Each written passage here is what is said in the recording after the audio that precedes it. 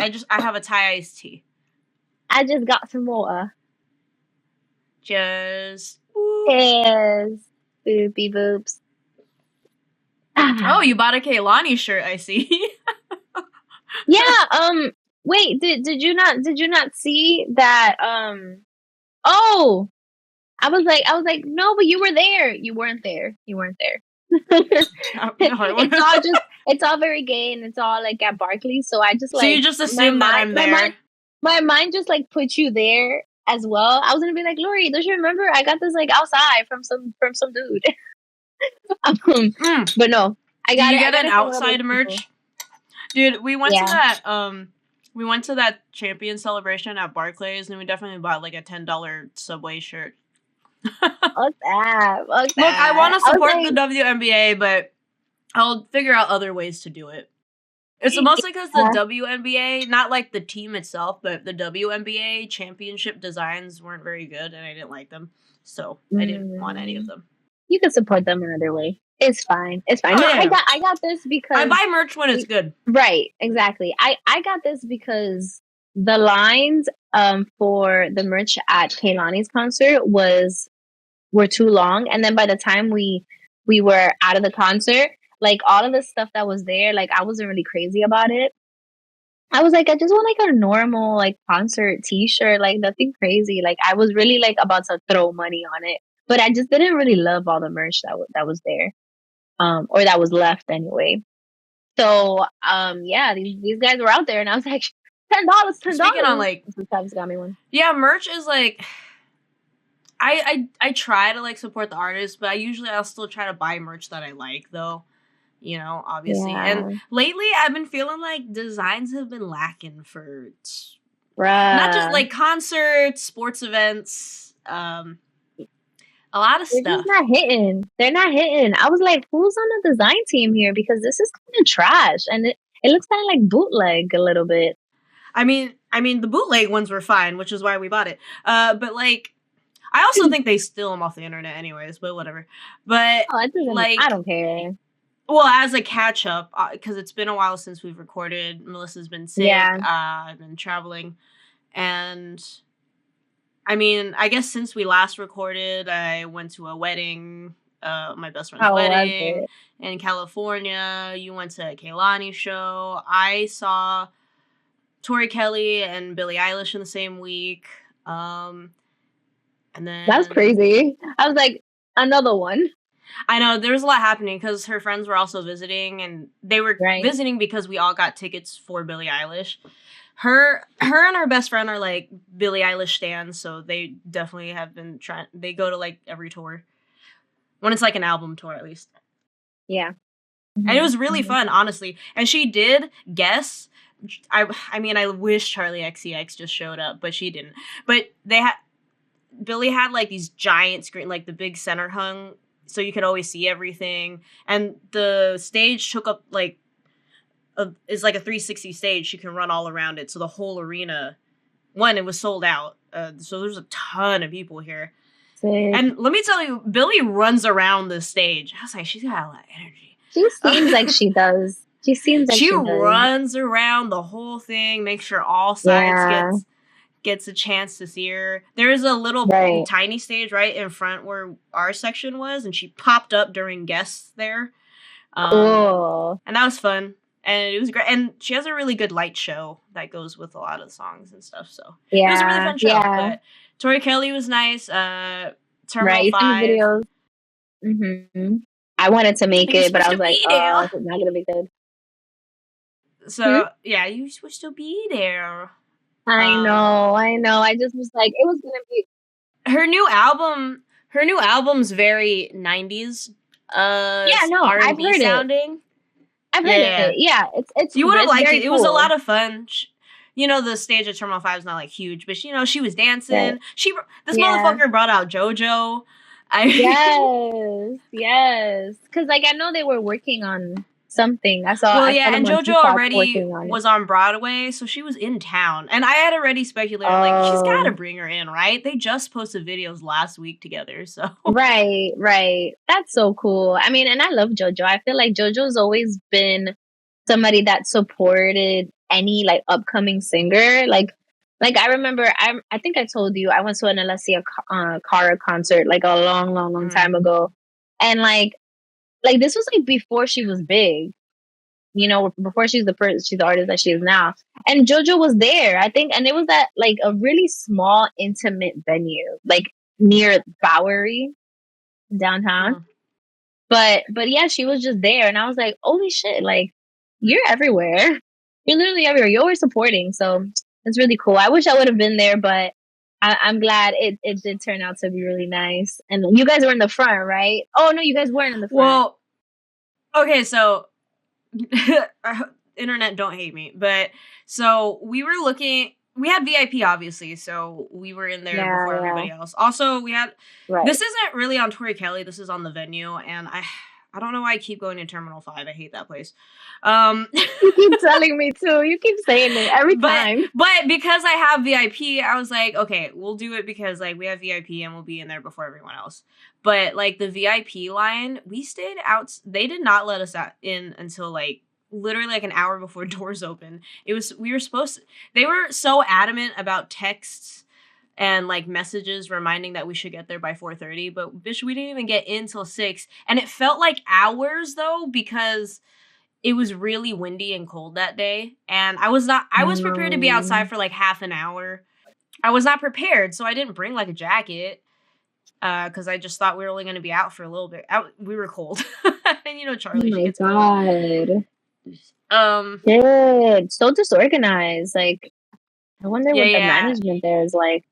And when we were in VIP, and after we got our photo with her, anyways, yeah. Also, like the bars weren't open after we took our photos and stuff. Like every place I've been to, at least one of the bars is open, and they're setting up most of the other things. Anyways, we were a little afraid that when it started getting packed, that even though we were like close to the front, it would get like, you know, it's Terminal 5, and you know we're short.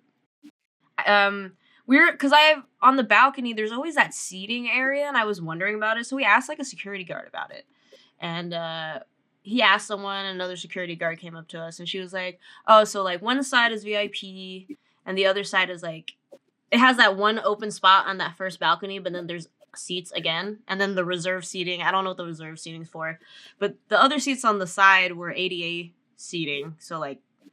Accessible seating. But she said, look, you could ask to go into the ADA seating and they'll let you in. And this is a security guard that's like works there. And I was like, I feel kind of bad about doing that though. And she was like, do you know how many people lie about that every time? And that's what she said. Oh I mean, I would have done. Holy shit. So we did. We got the ADA seating. Charlie went with me. You can have a guest with you. So I'm the one who had the ADA wristband. And so we had seats on the balcony. That's where we were. I mean, I definitely would have gotten up if someone like asked me to move, obviously. Yeah, but I mean, like, if they're there. I felt really bad. I still felt bad about it, but it's okay. But yeah, so that's where we were sitting. Yeah. And it was probably the best view I've ever had in Terminal 5. I mean, it looked great. That's why I was like, wait, it seems like they got really good seats. Yeah. But they were there, and who else was gonna take them? Nobody. I mean, eventually like other people came, and that was fine. Nobody got kicked out of the section because there wasn't any room or anything. It just there's people there, and that was it.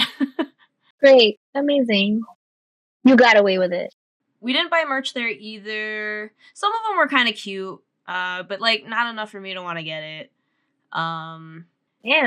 I guess also catching up to like also get into our topic a little bit. Another event we all went to, well, at least followed, was the WNBA championships, the playoffs. We sure did. That was happening. We sure did. I only went to one game in the first playoffs, but I had to save money and I had to like sell my tickets. I got too excited and I opted for playoff tickets and regretted it because I have to save money desperately. And look, before everyone argues, because I'm gonna say this because I saw it all over the internet. Like, you mean the refs won the game for you, and that tells me that you watched no other game besides Game 5. I saw that, and I didn't watch any other games. I'll be. So I like watched some of the other games like after the fact. Because the recordings are on like Peacock, but. Do I think the foul call with Breanna Stewart, where they get into overtime, was a good call? I'll be honest with you, no. But I'm still excited that they won. But they still had another 5 minutes to win the game. And not only that, everyone only sees Game 5. And as a person, I hate that I bring up that I worked in the NBA so much, but like, it's just because I have personal experience with it. My own team, I've seen go to the playoffs the entire time I worked there. And I've seen them lose bad in the championship, actually, and then also win in the championship.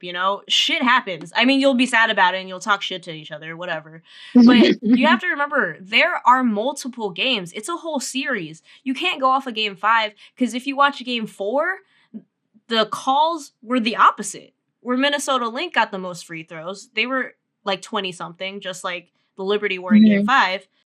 Yeah. And I'll admit, like, the WNBA refs aren't really that good. I mean, the NBA also doesn't have great refs here and there, depending. But hopefully with more funding and the fandom that has gotten into the WNBA now, they'll be able to, like, get better refs for the next seasons. But yeah, this is just what you have to deal with. You kind of get in each other's heads. The teams do that mind games into the refs. So, like, Game 4, if you watch Game 4, they shouldn't have won that either. The Lynx shouldn't have won Game 4. It should have been done by Game 4. My opinion is that they should have won in Game 4. Right. And if you look at games 1 through 3, too, I mean, it's pretty much all over the place. You can't...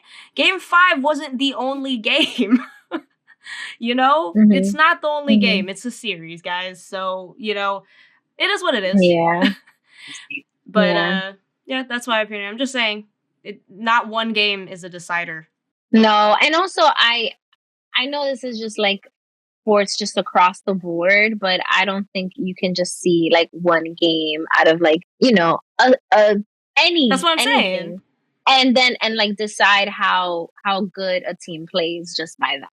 You know what I mean? Or like how good they are in general. Admittedly, like Sabrina did not do well during that game. She did get her defense up more, because as a Sabrina fan, I will admit her defense isn't the strongest, but she tried to get her defense up, but she wasn't making her shots. Same with like Stewie, but Stewie's defense was on it though. She got those rebounds like crazy. She was on it. I was really surprised at Sabrina, because I think like the game that me and Travis went to see, I feel like she was really like showing that she could throw, and she's the one. Well, that there's shoots. Other games too that, I mean, Game 3 she made a 3-pointer when they were tied, and she made a 3 to win the game. Game 3. Yeah. Nice. She's a shooter, but shit just happens though. When the Warriors have been to the playoffs that I've been to, I've seen games where like Steph Curry wasn't at his best. I mean, it's sports. You're playing multiple games a week, shit. You're also in your head. I can't imagine what being on a national scale. The pressure to do so well is insane. Like right now, I know we're gonna get into our subject soon, but right now I'm watching baseball. I can't believe it, but I'm watching baseball right now. It's because it's the World Series, so of course you're gonna enjoy it. I mean, I'm enjoying it right now, and I guess like I can only enjoy baseball when it's the World Series. But the Yankees, although my family is not a fan of the Yankees, I am an honorary fan because my boyfriend is. So I have to sort of root for them. And I've been watching the games, up until this point, and like the Yankees aren't doing so well right now in their World Series. Did they just lose to the Dodgers? They've lost every game. They're not doing well right now. Like their best players aren't doing well right now. But you can see that they're nervous, that they're just like that the pressure is on, and like they're just like not. I mean, being so great. But I understand. If you've ever been in anything competitive, well, you were a dancer, you know what, the competitive, Yeah. and I played sports only to a high school level, but I've been in all, like contests or whatever for other stuff, and it's just nerve-wracking. And I can't imagine being a professional athlete on a national scale when people are watching you. Getting paid to do this. People are like gambling with like your name and like your stats and your team, and it just like the incredible amount of pressure they must be under. Like, yes, I was a dancer, but I feel like that pressure, like you said, on a national level is just, I don't think it's like way beyond my scope. But yeah, I think this is just, I mean, it's crazy. I like how I get into the subject because of merch. The WNBA merch was not good. I think individual teams have good designers. Something about the NBA and the WNBA and like the actual organization, there's not very good designs. I'm just saying. It kind of just feels like some executive's nephew that. Oh. Glad some designer from the NBA is like gonna say something. I'm sorry. It's just I'm not highly impressed all the time, but that's just me being picky. So that's not everyone's opinion, by the way. That's just mine. But yikes. And anyways, like, going you're back a designer, so well, going back to like our sports stuff, I think our topic basically we wanted to kind of get into watching the series, obviously watching women's sports like getting recognition, and now we're all in like there's just a lot happening around sports, and I think a lot of positive stuff too, especially with like women's sports, but just in general. And I think what was fun, one of the things I like during Game 5 and when they do the celebration at the end and the confetti's going, pulling up the they showed like, I love talking about this because they showed Brianna Stewart with her wife and her kids. And they kissed on screen on an actual broadcast. So sweet. And I was like, for the gays, and and then Jonquil Jones, I think too, has like a partner. I mean, there is the myth that WNBA players are gay. There are a lot of them are gay. Yes, but not all of them. Gay. I apologize. Sabrina Ionescu is married to a man, so if you were a fan of hers, I'm sorry. I'm sorry. She gives straight to me. Also, Benijah Lady Hamilton, also straight, unfortunately, but she is also me and Charlie's wife. It's okay. But yes, but it was just nice to see, these queer couples, and basketball's pretty heavy. I mean, a lot of women's sports are, I will say, but yeah, I kind of just want to like talk about that in general. Like queering, is queering a word? I heard it. The word has been said to me, and I heard it on another podcast. But like making how do you use it?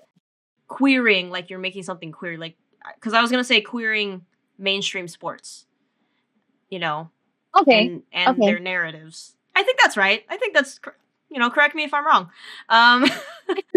Kind of just want to like dive into like, queer perspectives and reshaping of traditional sports. I mean, not that gay people haven't been in sports, but the fact that already women's sports are coming back up, but also just like this display of like queer couples in sports. I was gonna fire off a couple of like professional sports queer couples. What couple did you have?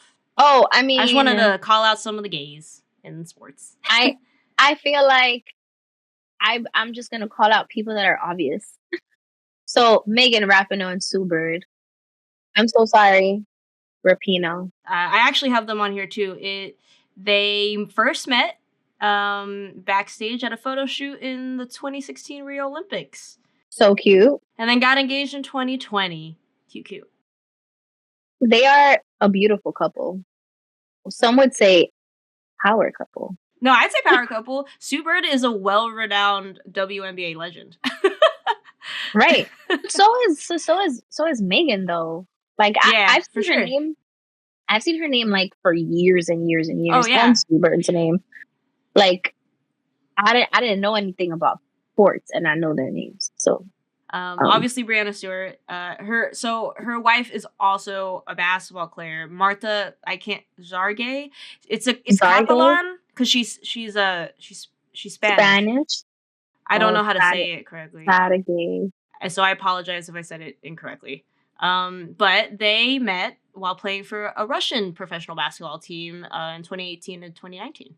And So cute. when Stews had to go back to the U.S. after an injury, they like had a long distance relationship, but they also made them closer because they were already close. And then yeah, long distance Okay. for a while. That's very gay. They got married in 2021. Just to say, it's Chata Guy. Chowder guy. They're so cute together. I love the TikTok that you sent me. Oh yeah, about Like, their whole story. it's such a beautiful story. Oh, I love it. We can maybe talk about it later, but Well, loved it. on the subject of the Liberty, I also have Courtney Vandersloot, and Ali Quigley. They both they played on separate teams in Slovakia in like 2012, and that's how they met. A lot of if people don't know this, a lot of WNBA players, since it's been underfunded for a long time, a lot of WNBA players supplement their salaries by playing overseas. So majority of WNBA players probably have played overseas. Wow. They got married in 2018 when they were both playing for the Chicago Sky. I love that a lot of them are married. Oh. I have here, switch it up a little bit. I have Ryan Russell and Corey O'Brien. Now, they're not both athletes. I mean, you could say kind of they are, but That's fine. Ryan Russell is like the first open bisexual football player. Period. Nice biceps. Bisexuals. Okay, and Corey O'Brien is a professional dancer. Oh, Okay. I'd say that's a sport of sorts. It's athletic. Yeah, that's what I'm saying. I'm like, if you, it is. They are both athletic, I guess, but they have been dating for more than 3 years, still going strong after him coming out. Nice. Very sweet. I have here. I'll toss in some dudes too, because we also want to represent the queer men, and I also understand there's probably more open female couples than male couples, just because the stigma about being The men stigma. in general, but also being in sports. So it's like it's a whole thing. Right. So this is actually, I know these guys from AVP, the Association of Volleyball Professionals, is what that stands for. Because I did a bunch of promo social videos for AVP like last year. So Tim Brewster and Kyle Friend, they are a duo in professional volleyball, and they just recently announced this year that they're a couple. Yeah. So good for them. Aww. Good for them. Oh, I love that. Oh, they're cute. They're cute together. I love that. But yeah, I definitely, when I saw that, I was like, oh wait, Tim Brewster and aren't they volleyball players? I'm pretty sure I've edited a video of them. And yeah, they announced they were a couple. So cute. I love that. Let's name like 2 more couples. Okay. I think maybe you might have them on your list too, but Alyssa Thomas and Dewana Bonner. I do have that. Yeah. You spell her name? Oh, you pronounce her name Dewana? Dewana Bonner. Yes. That's how I always said it. Yeah. I could also be saying it wrong. So again, I'm apologizing if we butcher these names. But yes, engaged teammates. And I believe they're both on the Connecticut Suns. Yeah. Okay. And like they got engaged during the 2023 All-Star Weekend. 2023, yeah, that's what it says. Yeah. Okay. I guess mine's also basketball. I should have looked more into like soccer and stuff, but I just yeah, I know. Just immediate because I know more basketball players. That's why. So, but we could always make a part 2 and discuss more queer couples. For sure. But right now, it's just because Definitely. I mostly know WNBA players. One was Diana Taurasi and her wife Penny Taylor. They met in 2004 while playing with the Phoenix Mercury, and they got married in 2017 and have 2 kids. I love when they have children. I think it's like even cuter, even like more beautiful that they have a family. I'll switch it up just to like one, get it out of the U.S., but also different sport. Megan Jones Yeah. and Celia Kwanzaa, they're British rugby players. And Ooh. they were in the 2020 Tokyo Olympics together. Yes. Women rugby players, fuck it up, because that sport is insane. Have you been seeing Alona Mar like on the Dancing with the Stars, like her social media? She's so funny. Oh yes. Okay, yes. I haven't seen her. Alona Mar gets to lift people, and it's great. She's not queer though, by the way, people. I'm sorry. She was on Drew Afalo's podcast and said, "I'm sorry, I like men, unfortunately." Yikes. So sorry, ladies. Alona is not available for it's you. Okay. We can't win them all. Men who aren't who don't feel emasculated by a powerful woman, she is single and available. But yeah, I just wanted to name a couple couples just because I think that's like part of also queering like these traditional sports is just the presence of these couples being out and proud and open in like the stage of professional sports, you know, because it's crazy. I think I wanted to also go into unpacking like the intersection of queer perspectives and like traditional sports, like in media and like say like let's see in like movies, you know, sports storytelling. I had an example of like would be cool to see like more queer friendships and families in like sports shows or movies. Just friendships and not like but also like fun, like a Ted Lasso, which is comedy, which would be just really funny.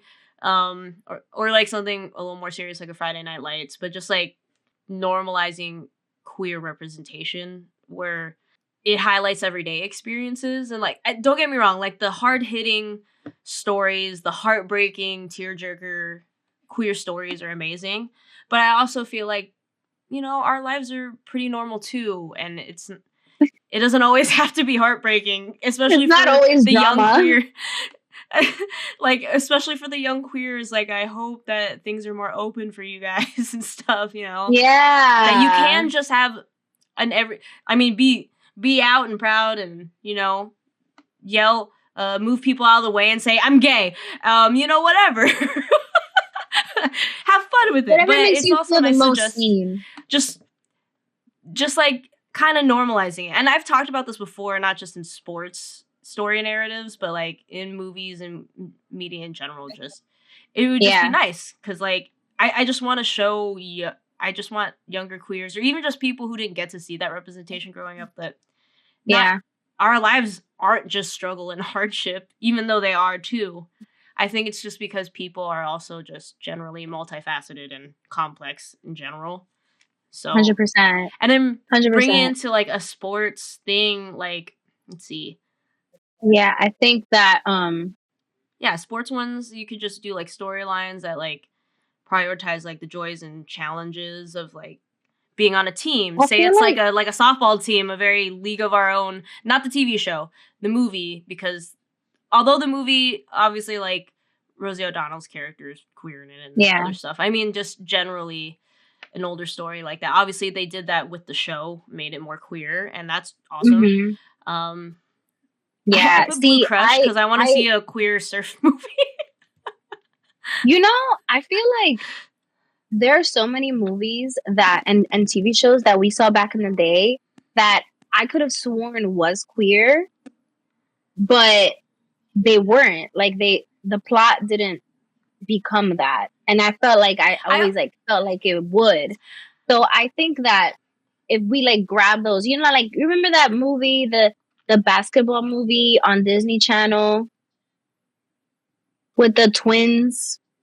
Oh, Double Teamed, which is a terrible name. That one. Ooh, really bad cringe.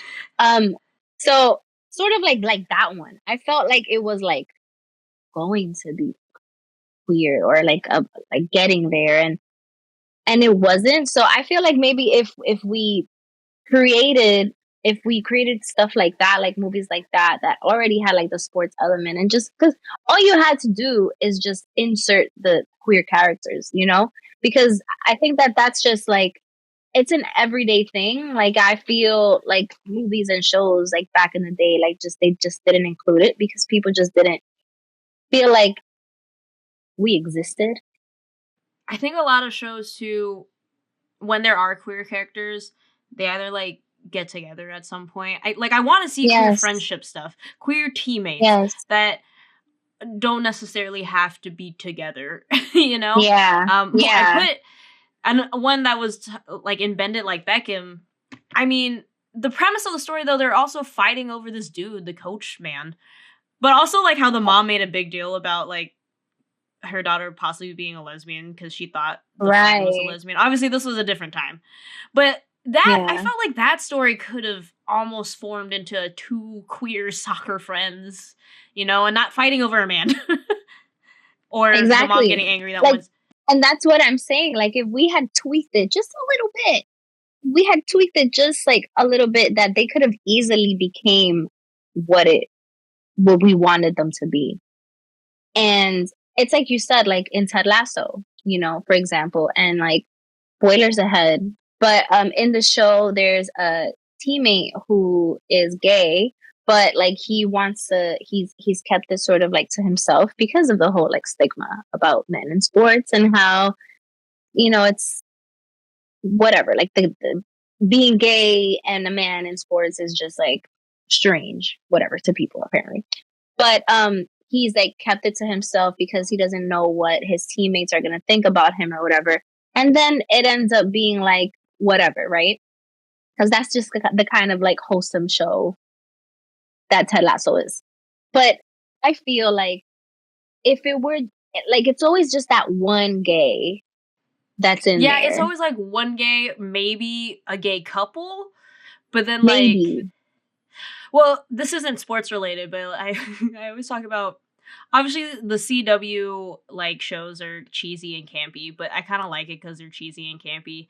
You know, it doesn't take Yeah. itself too seriously. But Supergirl, how people always talk about how Lena Luthor and and Supergirl should have gotten When together I tell because you, no friend buys you an entire room of flowers. But it's not just that. It's that I just felt like let me they tell you were something. so close to other. They just, the way Lena is around her, it just around Kara just always seemed kind of queer. And even if they never got together, they could have explored it, and then they ended up just, hey, maybe it's better that we're friends. But it just seems so queer. It's also like her sister comes out in the show, the other Danvers, and Right. I think they had another queer couple, which was a male couple, and they kind of show up here and there. But I also I don't I remember feel that. like it's always just like they're always just couples, or there's a storyline that seems like it could be queer, but then it takes like a hard left. It's like they can't have Yes. any more queer characters. Like, we made our quota Yes. of queer characters in this already, so we cannot have more. That's yes, because then if we have more, then it's a gay show. Then But it also, turns out to be a gay show. it kind of, this also has to do with like, this is a trope that I think also goes with just POC people. It's like when there's a black character and another black character, and they always have to get together, or an Asian character and another Asian. Not that that doesn't happen, right? you know. It's just like the more representation. So that's what I feel about queer characters, because the fuck, I always forget it was a TV show. Mm-hmm. One of the characters is gay, and it's basically an episode where he was like, you only set me up with him because he's the only other gay guy you know. And they're like, no, I thought you guys had a lot in common. But it shows like their date and they literally have nothing in common. He's like, when it comes to these shows and their movies, I feel like I agree with you when it's like, it's just like too many gay folks. And like, people think it's like too many if you have like one or like three or whatever it is. But like, you know, there's like all, the spectrum is very large, you know, like there's people that are bisexuals, there's pansexuals, yeah. there's like and then, sexual and there's fluidity. that too, is just like when characters explore other things that aren't like, just gay and straight, you know, that too. right, Is a big exactly. conversation. Do you know this show called The Fosters? Oh, trust me, I've seen The Fosters. Okay.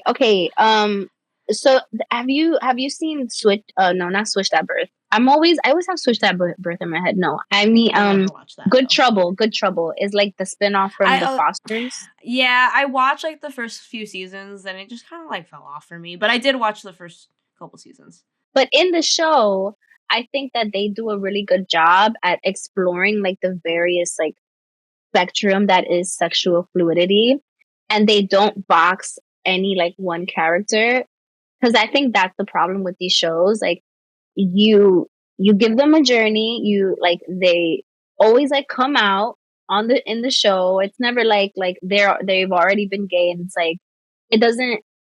I feel like they're coming out and they're being gay is the one quality of them that is like just like always more important, or not even more important, like it shines more than anything else, you know?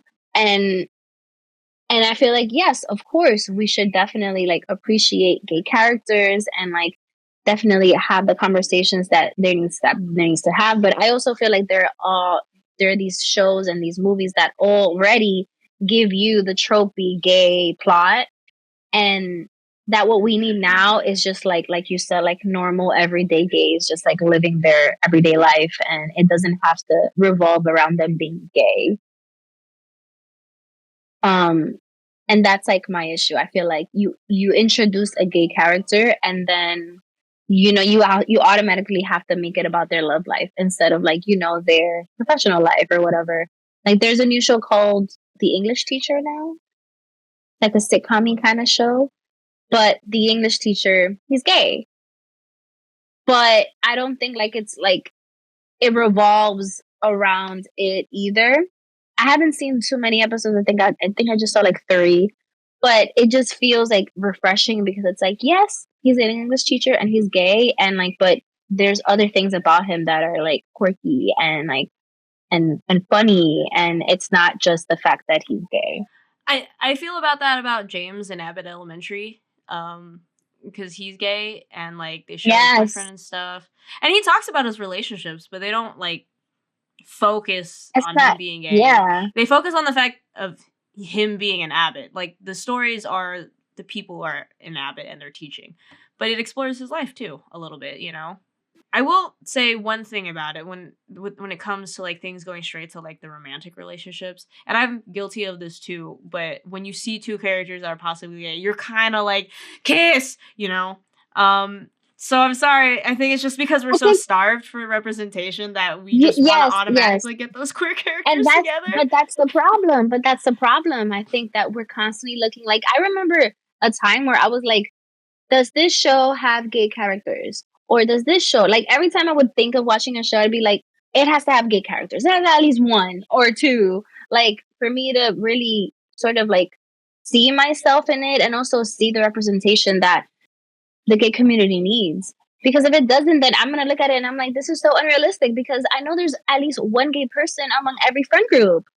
But I mean, if it's a show that's based in somewhere like LA or New York or something, then yeah, there's got to be a gay character somewhere. You know what I mean? Like there has to be at least 1 gay character, or someone that's like figuring it out. Like you're gonna have to give me like their journey, because you can't tell me that they live in New York City or LA and not 1 person in the show is gay. We as consumers also just have to think about that too, because we're so starved that we just automatically want them to kiss or something. We got to rethink that too. We might be fucking it up, because now the shows and TVs that'll come out, they'll focus too much on the romantic relationships or something, or because I mean that goes for any show too, when it like too many shows and movies are based on just romantic stuff, and I love them, don't get me wrong, but I think there's just a variety to the things we do as people and our relationships with each other. Yes, unfortunately it's something that we do have to rethink, because that's just like not all. That's not, I mean, what this is a real life story. My best friend's wedding, she's very straight. Granted, she dresses like an artsy lesbian. Don't get me wrong. But she's straight. Her husband now. Her husband is also straight, who also kind of dresses like an artsy lesbian. But like, it's funny because like Marissa, my best friend's like, bridal party was mostly gay. Aside I from love it. her and one other friend. Otherwise, there's me and another friend who are bisexual, and our 2 gay guy friends. You know, I mean, So fruity. The Bachelorette had like a couple more people, not just the bridal party. Like one of her friends who is straight, and then like her sister-in-law straight. You know, it was a little gays and straights in Portland, Oregon. You know, just having a time. And I just feel like shit like that happens. Straight people have gay friends. Yeah. You know? Yes. And gay people do have straight friends when they're not shitty, you know? I mean, I just feel like there's a lot of just interconnected friendships and families that, I don't know, media...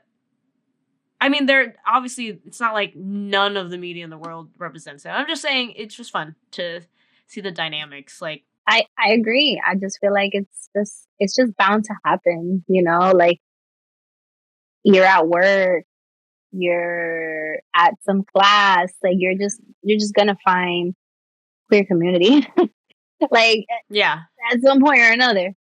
But yes, I mean, in terms of sports, what other things do you want to see?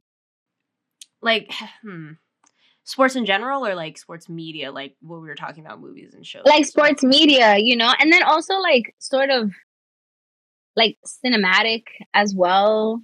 Like, you know, something like Fast and the Furious, but like gay. Or just have more gay characters in Fast and Furious. I mean, you know what I mean? Just like, what? That should be fire. Like all these girls. I think it should just be like, yeah, I feel like non-mainstream sports too. Well, it would be fun to just see more representation in terms of media. And I'm sure there's plenty of queers that exist in like other sports too that aren't mainstream sports. But like extreme sports, I mean, we all watch motocross on Disney. Don't get me fucking started on that. Don't get me started.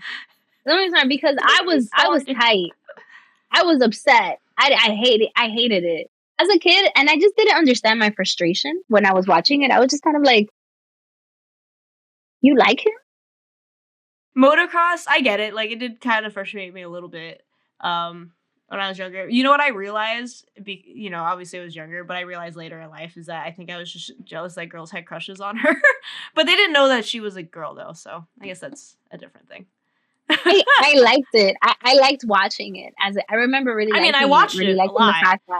Yeah, me too. I watched it way more than once or twice or 3 times. But like, extreme sports would be cool, you know, like Fast and Furious, like drivers and shit, or like drivers. I feel like a movie about like drag race car drivers would be kind of sick. Wow, you just made up a concept. Drag racers? Can we? The name already is there. RuPaul, I need you. I implore you to make that. Drag racers! I think that'd be kind of sick. Like, imagine, like, just like hair out the car. Boom, boom, boom, boom. Is it more about like the presentation though, like it would be in drag, like costumes and stuff, or are we just talking? Well, it wouldn't be called drag racers, I guess, but like, or just queer drivers. I don't know. I guess drag race. We gotta figure out the format. RuPaul format. I need you to figure out. Let's work it out. Call us. We'll work it out. We can do a little something. What else? Do you think like a TV show about golfers would be funny?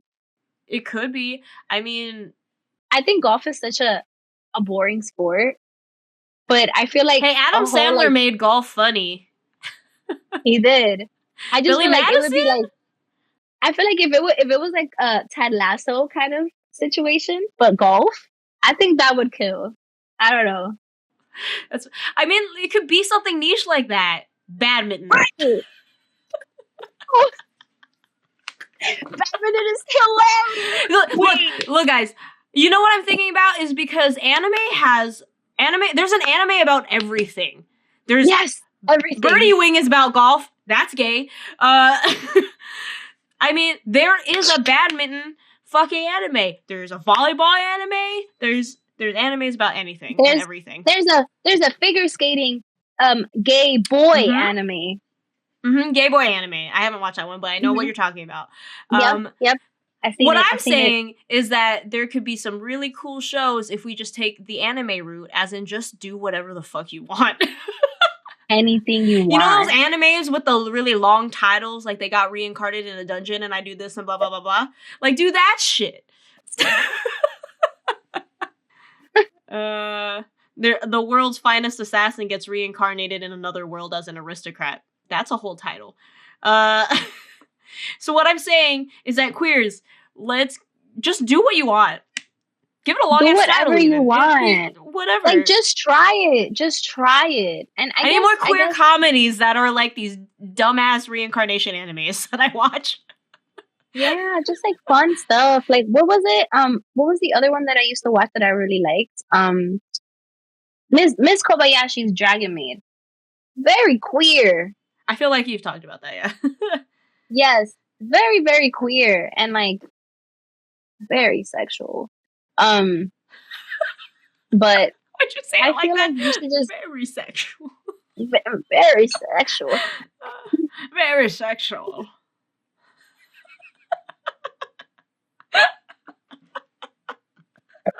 I just had to do it that way. But I think and I think the big part of, you know, creating shows like this is money and getting things greenlit. You know, I think that I've seen like lots of like TV shows and short series on stuff like on YouTube because, you know, it's really hard to get the funding for a show like this and sell it to a good network, a network that's willing to buy, because I think most networks think that people don't want to watch, you know? And that's the thing though about what was the show that came out on Netflix, the vampire show that was gay? First Blood. That wasn't very good, but we all watched it. That wasn't very good. Yeah. Okay. So things like her mom Talia, one of them, she's hot. You could get it immediately. When she first came in, I was like, the show came on the screen, I was like, I said, Mama, like, you carry this on your back. You're carrying this for me, because if it wasn't for you, I was not. I kind of almost felt like the moms actually should have been gay. I don't know. They obviously had some sort of past in general, and they just. It was the tension. They put out that vibe. It was the tension. It's the vibe. You know what I want? We should just have a classic enemies to lovers situation, and that could have been it. Because when the mothers talk to each other in that shit, I don't know, it just seemed like some shit was there. Something Nothing was on there. the young actresses who played the main characters. It was brewing. It was brewing. There was something brewing there with the moms. I was like, I feel like this is gay. That's what I thought when I watched it. Right. Like, is this gay? Exactly. I don't know. Yeah, because the other ones did not give that. But I think that using that show as an example, I feel like there should be better writers on a show like this, because I think that show had so much potential. I mean, it was based on a book. It had potential. Like, it could have been really good, but like, we have to throw money to better talent. We have to throw money to better writers. And I don't think that gay productions or like, you know, queer productions have that backing or have that support. And like, I think people are just so hesitant to do it because it feels like risky to them. Like, that's my which is so crazy. There's so many gays. Right. And then there's just like so I say this all the time. I said this to her best friend when he was here, but we were talking about some artist. I forgot who it was. Some artist that basically was like, I don't want gay fans or whatever. Was it Baby? Whatever. It was Boozy. People should aspire to have gay fans, because you know who buys the merch and will be so obsessed with you they will buy everything is the girls and the gays. They buy the most shit. We buy the most shit. For sure. Because like, can we just say right now, cis men are just like too cool. they're too cool, and they don't want to show that like really vulnerable side of them and that Well, I mean, fanboy side of but them like also that. like they do when it comes to sports. They're wearing Oh, another grown man's fucking name on their back. Um, it's sports. It's sports. It's allowed. I'll say the nerds buy stuff. You know, they're into figurines and stuff like that. Yeah, the And they nerds buy for hella sure. shit. The gamers, the nerds. But just in general, I just feel like women and gays buy so much shit that we don't need. It's like, That's why we're especially good consumers for you. of course, like we're gonna buy it. All you have to do is show us one ad, and we're gonna buy it. Like, and why would you not want a really huge part of the population to support you? I just, I don't But also, understand. like, the gays just, like, we hype shit up all the time. Girls do too. I mean, girls are, you know, they're into the standums. You know? How do you think that fucking Taylor Swift's a billionaire, man? Same with Rihanna. You know how much Savage Fenty Charlie owns? So much. Oh my Her best god, friend, so too. much, so much. I feel like every time I see Charlie, she's wearing Savage Fenty. It's a different Fenty. Yeah, it's a different Savage Fenty thing. It's a Literally hoodie. every single time. It's a fucking it's fucking Like, it's a sweats bralette. or It's a sweats. bralette. It's a skirt. It's Like how you said bralette. it's the makeup. I don't anything. To wrap it up though, I mean, any Right. last comments? I mean, we mostly went on sports for the most part. We did Yeah. kind of go into other media, but generally, like, I think sports now not only are my fucking dishwasher beeping at me. Not I only heard is it. women's sports like coming up, which is amazing. You know, I think that also brings in like the recognition of more queers in sports as well. Um, but you know, Yeah. just being out and about and being proud of it, you know, and being in a international stage of being a professional sports of some sort is like crazy. Yeah. But let's Yeah. see I some think fun that, queer sports movies and shows, guys. Let's make it. yeah. And you know, and now that you Or, say, you like, you're know, saying, more sports shows but with more queer characters in it. right. Just, I guess my thing, what I would say is take more risks, you know, like if you're making any productions, if you're like watching this and you're making more productions and you're making short films or TV shows, whatever it is, like invest in, and you're an ally, you know, because like, you know, some people don't give a fuck. But if you're an ally, I I would encourage you to please support your fellow like queer actors, and they deserve more story. They deserve like so much more than what their queer identity like revolves on around. I think that um yeah, I feel like especially with like women's sports and like, you know, being like out and like more mainstream now, I feel like now's the best Fucking time do it. And to to do this. when I went to FlameCon, that queer comic con, you know how many independent comic books were there? There was a lot. A lot of them were Oh, I spicy, love but a lot that. of them were also very cute. But there was a ton of That's just it. independently Yeah. published. I mean, obviously, it's gonna be hard to do that kind of stuff, but you know, if you have that Right. motivation, just fucking do it. And yeah, and also if you're a queer creative, send us your stuff. I'm always down to watch stuff, Oh my god, listen please. to Oh my god. things. I know that you haven't done the ending yet, but like email us your stuff. If you're a queer artist and you listen, like please, like I would love to see this stuff. Like I'm on webtoons like all the time and I'm constantly You and looking Charlie for webtoons. like, you know, another thing like to read when it comes to like a queer story. Like I'm constantly looking for stuff like that. So I need please. some new music. Send me some shows. Oh my god, yes. Your short films, your whatever the fuck. Hell yeah. Oh my god. Sorry, I just had an idea, but would it be cool if like they did like a reality TV show around like women's sports, like different sports, like in the That'd be same cool, house? yeah. That'd be kind of sick, right? Listen, we got ideas for days. We are going to a women's soccer game on the 10th. Gotham FC. It's the playoffs. So fun. So that'll be fun. So fun. I'm so excited. I've never been, so I'm pumped. This is really cool. I've never even been to an actual soccer game that wasn't like in high school. I've been to a few. I've also worked at a couple. We also got to hit up, we got to hit up women's hockey too. Hockey's a fun time. I feel like that would be sick too. I've never been to a hockey game at all. Like, I would love to see what the hype is about. That'd be kind of cool, exciting. Thank you for an episode that we haven't posted in a while. So thanks for joining us. Thanks for watching women's sports if you are and have been. And yeah, you can find our video podcast. You can do video and audio on Spotify and YouTube's. And then you can find us on social media on IG and TikTok. And we always say you can email us at 30dirtythoughtin@gmail.com. And we've gotten one spam message, but it was interesting. And yeah, just follow us online at 30dirtythoughtin.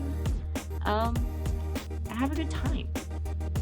Yeah, have a good one wherever you are.